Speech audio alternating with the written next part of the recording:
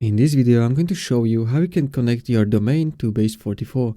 So first you need to do is open apps, and from here choose your app which you want to connect to your domain.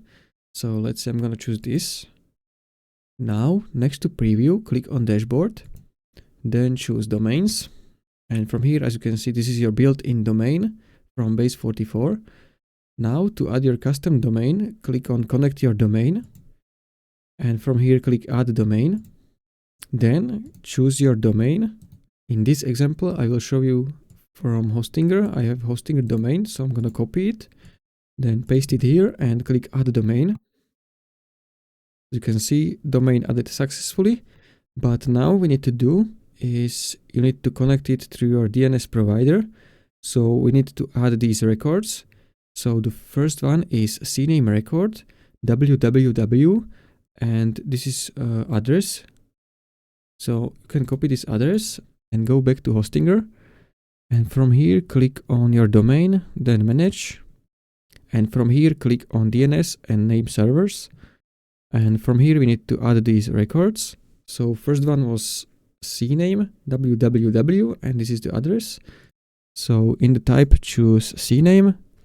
Name was www, and this is address. And as you can see, DNS resource record is not valid or conflicts with another resource record.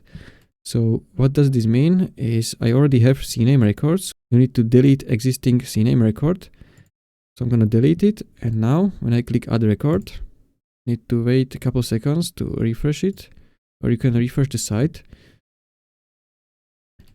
Now I'm going to choose it again, www, and this is the address. Click add record. And as you can see, DNS record created successfully. Now we need to add second record, which is a name or alias.